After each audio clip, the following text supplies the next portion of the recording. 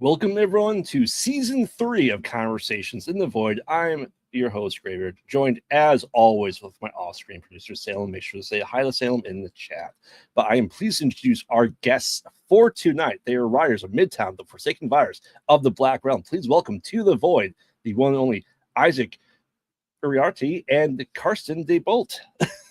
Close enough, right? Hopefully. It's close enough. Okay. Close enough. How are you guys doing tonight? Doing good. We're doing great. Yeah. It's cold outside. It's not hot. So.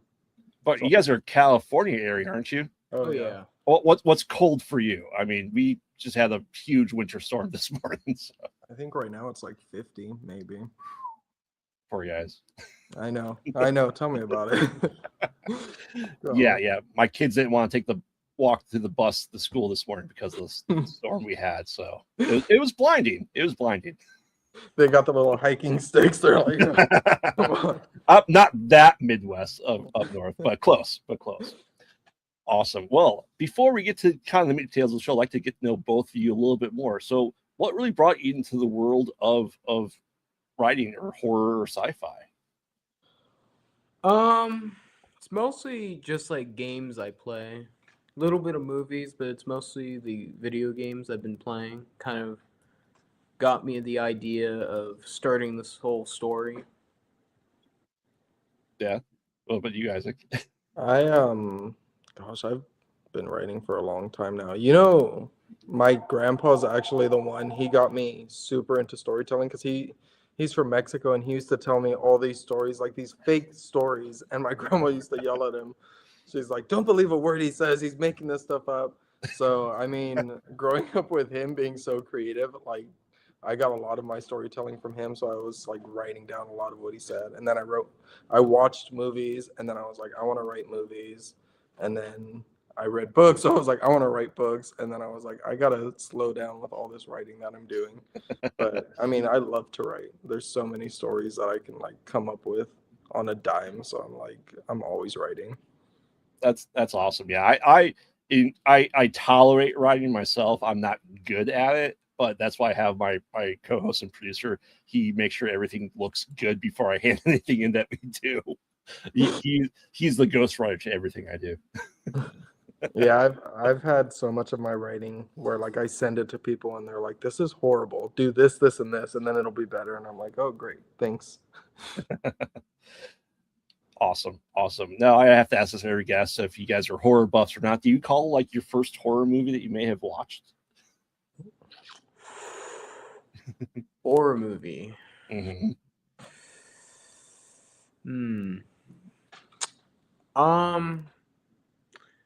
Jaws is the thing that can get in the top of my head. Yeah. The first horror movie I've ever watched might have been like Nightmare on Elm Street. Might have been Halloween. I've watched a lot of horror movies in my time. Yeah. I want to say it was Nightmare on Elm Street though. That's a good first one. Yeah.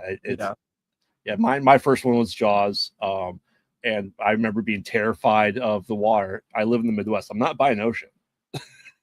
So, by a lake, but you know, when you're 3 and you see it, you don't know that there's not sharks in lakes.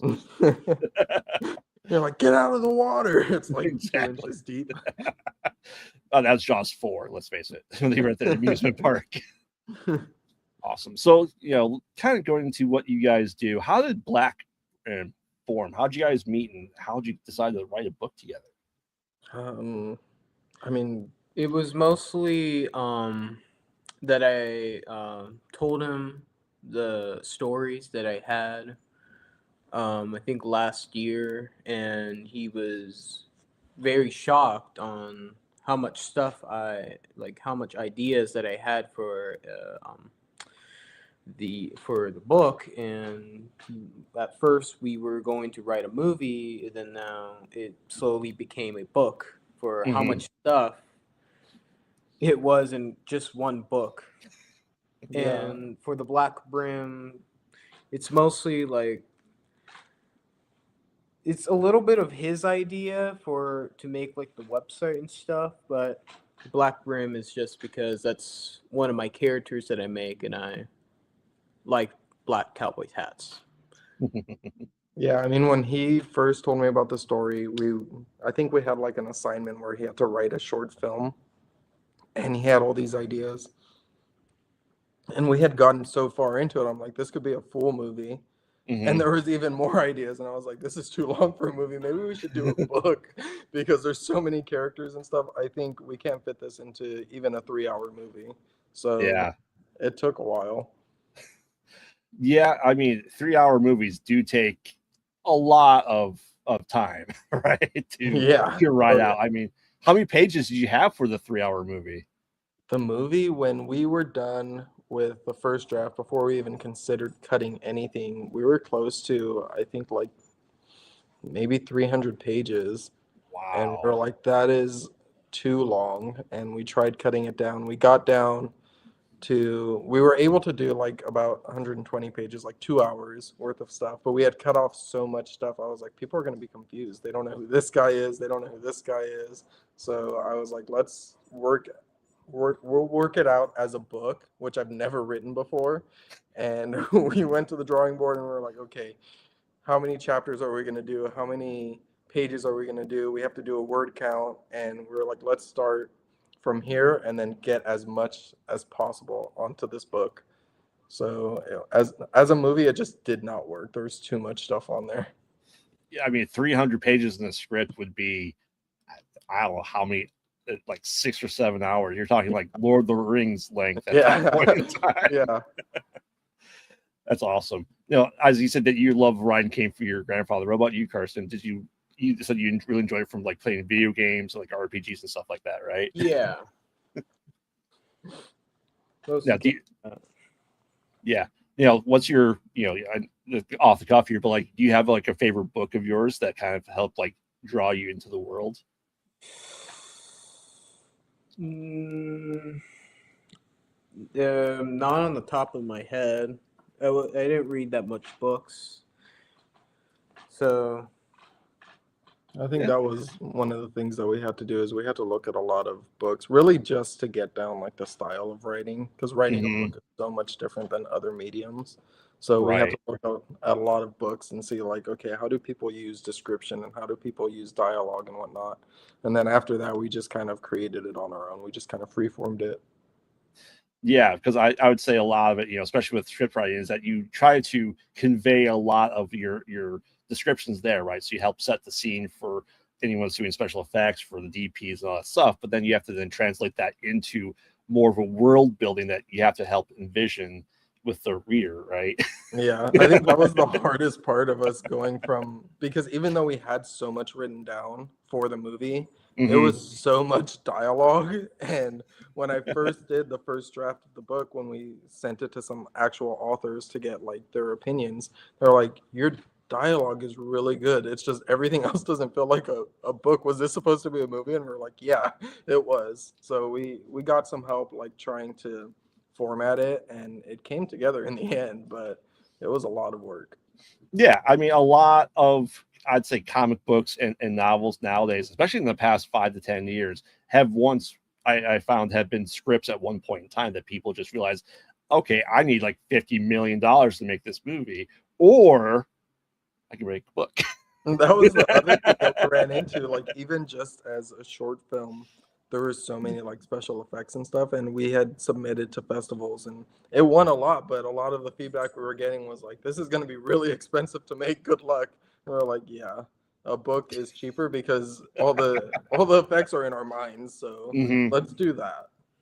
Yeah, my co-host and producer, he has a movie that he wants to do, and we realized it would cost millions of dollars to do. We want to do it one day, hopefully, but he has a great story. I just want to see on screen. Now, you with Ryan, you guys have been self-published. What's that process been like? What's been the hardest part of it? Promoting it. Yeah. Being self-published, no one's there holding your hand, so it's all up to us. I mean, I'd say promoting probably has been the hardest thing, like trying to keep up on social medias and putting together a website and talking to book reviewers and pre-sale reviewers. finding out how we can get it sold in stores, everything. We had to do all that research ourselves. It wasn't too hard when we first looked into everything because, I mean, there's so many resources now. I mean, now everything, you can Google anything and find like an editor. Yeah. Find a book artist, you can find all that stuff. It was after the book is done, they're like, yeah, now it's all up to you. There's no one to help you unless you're going to pay thousands of dollars. So good luck. Yeah, I know that's why a lot of people like to use Amazon because they're able to do books on print on demand and stuff like that. That there's just that market now because it used to be you had to jump through hoops to even get someone to make the book for you. And it's just Yeah, I hear horror stories like Stephen King in his early days just trying to get his books printed. yeah, it was even just, I mean, nowadays the problem is, oh, the cover is too big. You have to shrink the size of it so we can print it correctly. Because we did Amazon, and Amazon was pretty easy to work with. And then we went with Ingram because Ingram gets it in stores like Walmart and Barnes and Noble and everything. So I was going back and forth with them for like weeks trying to make sure that the cover fit perfectly. And they would send me and I'd be like, it's cutting off the words. And they'd be like, try it again. And it took months, but they finally got it through and they got it in stores. And I was like, perfect. I don't have to worry about that anymore. Yeah, that's nice. Like I said, we're having making indie films, like getting all the posters and sizes. Like we need to have 8 copies like this. We have to have the subtitle files like this, and just a lot of QA testing. That's just like, unless you meet this, it won't happen. Yeah, it's like, good luck. We can't tell you how to do it, but you have to do it right, or else it's not good. Or they won't take it. Yeah, and it's like, you're out of luck. Oh well. Now, you said you had 300 pages written down there, and you have your first book. Without spoiling anything, spoiler free, how many books do you currently have planned with that original writing? Planned? I mean, we have plans for about 3 more books, but we have ideas enough for, what would you say, like 20 books probably? I mean, Oh, there's more. yeah, we have a lot of stuff. More than he knows, I can tell you. Yeah, I mean, there's a lot of ideas that he'll come to me with, like on a regular daily basis. We're barely writing the second book. And he's like, what if this happens way down the line? And I'm like, oh my gosh, that's 40 books ahead. Can we slow down for a second? I can't think of what's going to happen in that future. Yeah, what's your story? When you just have everything like on a document, or you kind of like, I just always envisioned that notepad wall somewhere, right? We have the cork board. We have that. We have the. I call it the board of doom. Yeah, we've got that. We've got stuff on the computer, on the phones. We have stuff written down. It's everywhere. I mean, there's so many ideas. We have to be ready on the fly because if an idea comes to us, whatever we have in our hand is where we're going to write that idea down. Yeah, that's good though. I mean, I think having a physical board, you're able to move things around and stuff like that too.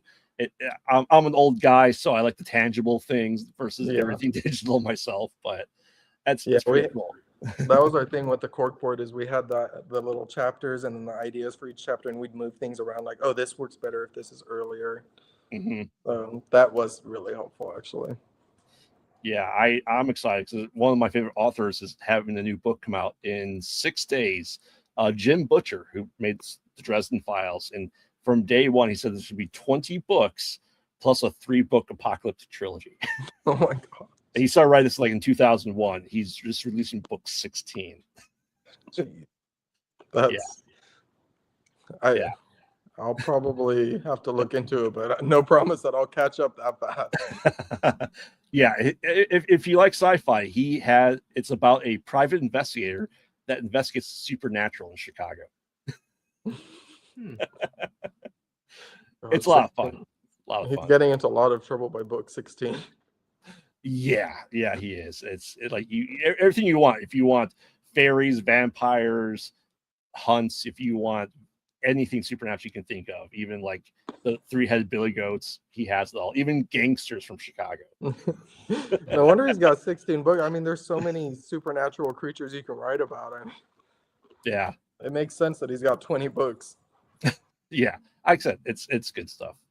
Now, talk about promotion, stuff like that. You guys have been going to conventions, stuff like that. What has that experience been like with you? Kind of like, did you go to cons before just as a guest? Now you're on Beyond the Table is obviously very different.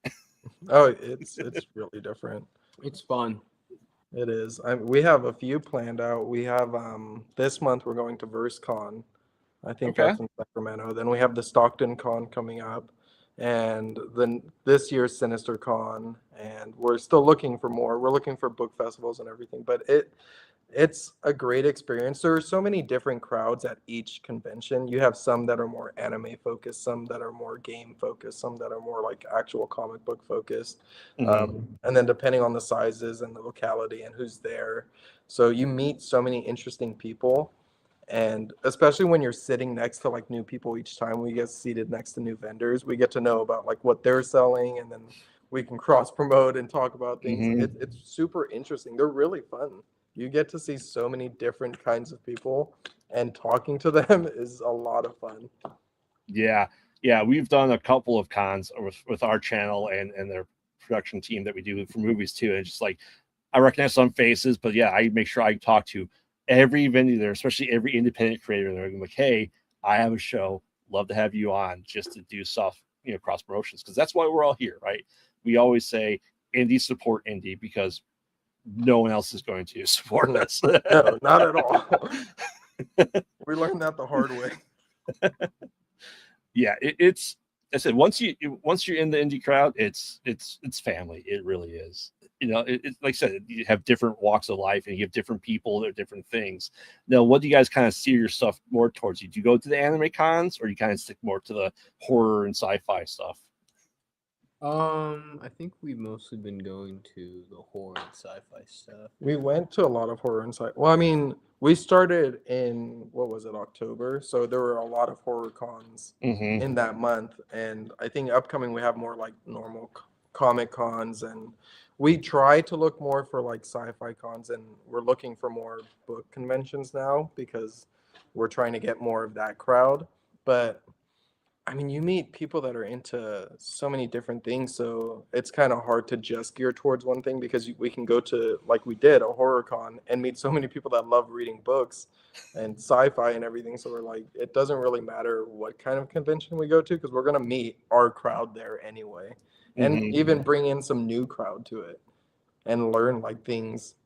I mean, we sat next to people that wrote crime stories, and we learned so much about their book. And we kind of shared stuff, and people that were shopping at their table came to our table, and then people that were at our table went to their table. So you kind of get people that might not be interested in that stuff, and then you talk to them a bit, and they're like, "Oh yeah, I'd read that book." Yeah. I just noticed that, like I said, the couple of cons I have done, it's just like, yeah, there's people that there's a guy that we see every time. He's a really nice guy, but he always has like space age music that he makes and sells CDs for. He's a really nice guy. Then he's like in the middle of a horror con, but then you have this last one of Days of the Dead in Chicago. We had professional wrestlers. And I go, not really horror. Yeah. We had that at Lodi Con. They had like a full wrestling ring outside, and we were like, what is going on out here? So that was pretty crazy. But they were just full on going at it. Yeah.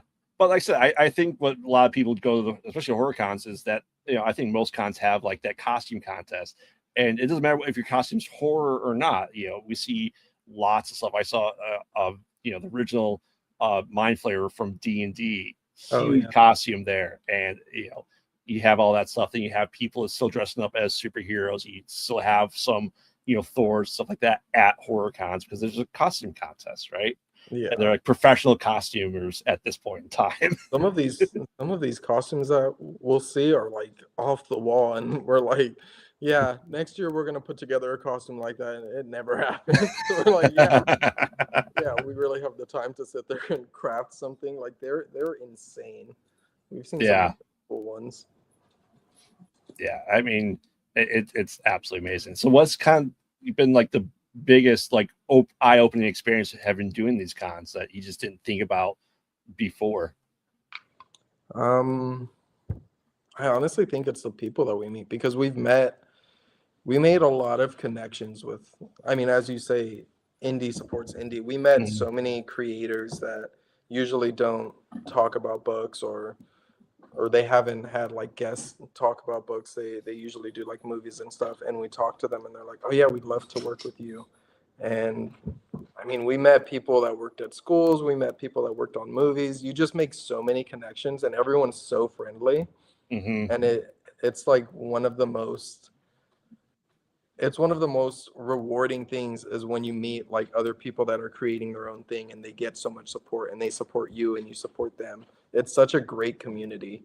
And it's crazy because it's not just one community like of book writers or one community of movie makers. It's the whole community of indie just creators in general. Yeah. We notice that when we do a new movie that we view these cons as like the press tours. Yeah, right. exactly. Because when you're indie, people are generally going to have a hard time finding you. That's why you have to put yourself out there. You just do it. And like I said, networking is huge. It's important, and it's honestly quite fun. It is. It's so much fun getting to meet so many different people that make so many different things. It really is a lot of fun. Yeah. Now, do you have any hopes of, we talked about this before, but hopes of making your stories into movies at some point in time? Would you want it to be live action or animated?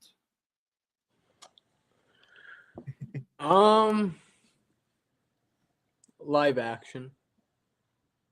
I think, yeah. I mean, we've had this talk. We've talked about doing shows, doing movies. We've got so many different ideas for it. We talked about animation just because you can get away with so many more effects.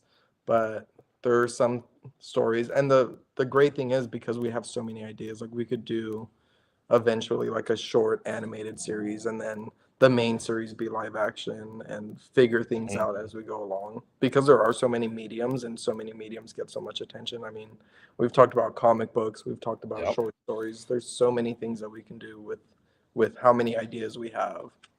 Yeah. And what I like about books and comics is that you're able then to make them animated comics or motion pictures. Animate them. Because like Buffy the Vampire Slayers continued in like seasons 8, 9, and 10 in comic form, and then they did like an animated season of the comics as season releases on DVD. Yeah. So my wife enjoyed them, but she's like, it doesn't feel the same, which is it's fair. But like I said, you have so much medium that you can do there. You can have comics, you have novels, you can have TV shows, you can have movies, and have it all tied together, kind of like what Star Wars does, right? And I think that's the best part is you can have like a fan of the cartoons, and it doesn't mean like, oh, you have to go back and read the books and you have to go back and read all the comics. Like you bring in so many more people that way. Like if we had an animated show and we decided to do a whole different storyline there, like we don't want to alienate people like, oh, you have to follow up with the movies and the books and the comics and everything to know what's happening in the cartoon, because then you get fans of different characters and different stories. They're companion pieces at that point in time. Exactly. All right, so Isaak Karsten, in your opinion, what is the best and worst sci-fi properties?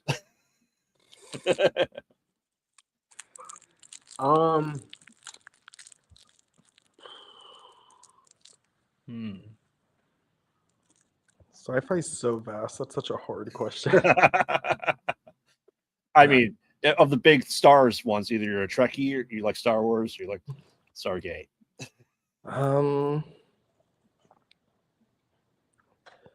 I was super into Star Wars as a kid. I haven't been following up on it a lot lately. I think,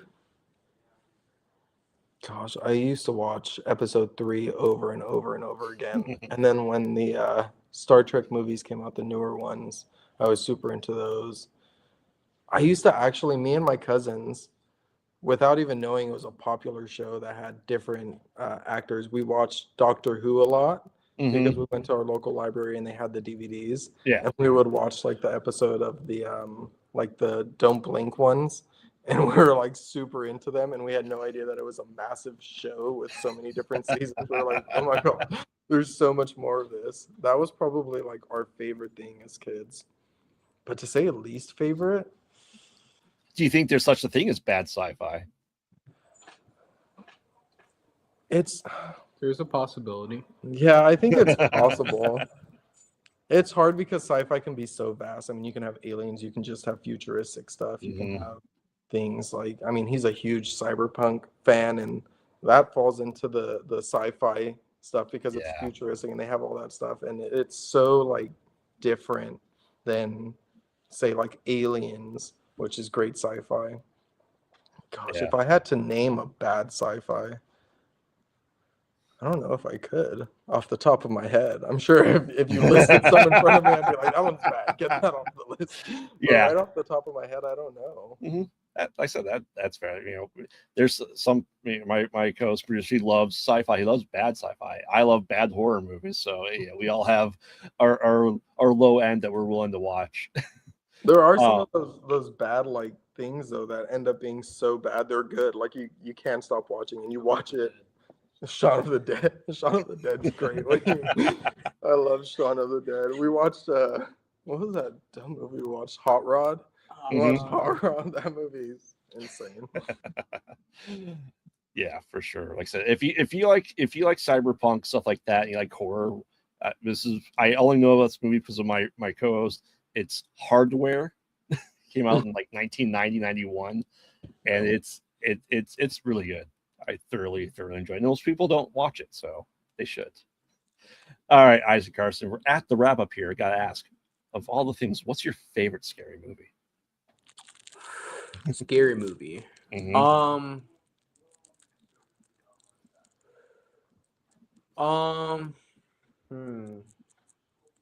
would have to say the Halloween. I think that's what it's called. Yeah. Halloween's really good. Gosh, I've seen so many horror movies. Honestly, it's not really horror. I wouldn't say it's scary, but I love The Lost Boys. Okay. The Lost Boys. The original one, not the 2 and 3 that came out in the early 2000s. I've never seen those. I've seen the first one. Yeah. Stranger Things. Stranger Things is a great sci-fi show. Yeah. It is. Yeah. Last season. Right. Yeah. Yeah. All right. The age-old question I always ask everyone: practical or CGI? I'm interested to see what you guys say, because especially if you make your stuff into a movie. If I had to choose one, in my opinion, I would choose both. Like a little bit of mixture of both. But if I have to choose, I would probably have to do the other one. The other one is practical is like so classic. Mm-hmm. I think when it's done right, if you can do practical right, it's so time consuming, but when you can do it right, it's hard because with a story like ours, with so many, like, you have explosions, you have people flying around, you have like big battles with a lot of like powers. It really is like, for a story like that, you have to have a mix. But when you can do a lot of practical stuff and make it look good, you can just tell when you're looking at something and you see it's practical, you're like, that looks really good. Whereas like, you have to be very careful with effects, because if it doesn't look real enough, no one's gonna like it. Yeah, I think that the quintessential look at that is you have the 1982 John Carpenter's The Thing, and then you had the prequel in 2011, which was CGI, and they're vastly different. One holds up. The 2011 one does not. Yeah, I just watched those the other day, both of them back to back, and watching them back to back like that, you see such a difference. They tried a lot of new stuff with the newer one, but I mean, nothing beats the practical effects of, like, you can see it like touching people, and people are like, it's right in front of them, whereas like you're screaming at basically like a blank screen. Yeah, you can feel that difference even in just the acting. Oh yeah, from the rumor is they had practical effects for the sequel or prequel, and then the studios came in and said, no, we're doing CGI instead. Yeah. Studios are always fun. Yeah. And I think, kind of going back to Stranger Things in the chat here, I think Vecna in season 4, which was mostly practical with some CGI enhancements, looks far better than a pure, essentially, CGI in season 5. It's different when you have those characters that are like so morphed and whatnot, being able to interact with people and touch things, and where you can see like, oh, that's just a floating body, and they have to like make it seem like that hand's around the neck or whatever. Yeah, you can tell. Yeah. All right, last question here. Any advice for people getting into the field, into writing books? Any wisdom you can impart on them? Make Good luck. Yeah, good luck. Yeah, turn back. No, I'd say make a lot of connections. Make and make a lot of mistakes. Show your work to as many people as possible, even if it's bad. Because if we didn't do that, we would have been stuck on the first draft. I mean, we weren't afraid. We had pretty bad drafts when we first started. But if no one would have told us that's bad, try this, try this, try this, and finding until we had our own way, we would have been stuck. So it really is like a lot of trial and error, like just Yeah. getting your work out there and getting as many bad reviews as you can, because that leads to the good ones. Awesome. All right. So before you give us your pluggables, where can people find you, follow and everything about your work and your series? We're pretty much on everything. Black Brim Publishing. We have our own website. We're on Instagram. We're on TikTok. Where our book is now in stores. You can go online and find it. Target, Walmart, Barnes and Noble. It's international too. It's on Amazon. It's on Apple. Nice. So you can find it anywhere. And if you want, we're just starting. So if you have bad things to say it now, because we'll see it and we'll respond. So, and it'll be helpful. As rude as you can be, it'll be helpful. That's awesome though. I'm so proud of you guys for doing this. I said I would love to do a book. I want to do a short story book just because, but I suck at writing. So. I know it's so much more fun when you're bad at it, because then you have nowhere to go but up. Fair. Well, thank you, Isaak and Karsten, very much for coming on. Hope you had a good time. For anyone new here, follow us on all social media at PodOutatNight. We do fun things. I do lots of gaming over on Twitch. We have YouTube. We have Instagram, all these fun things. And we have movies coming out and planned and short stories this year as well. So until next time, we'll see you. Don't get lost in the void. Good night.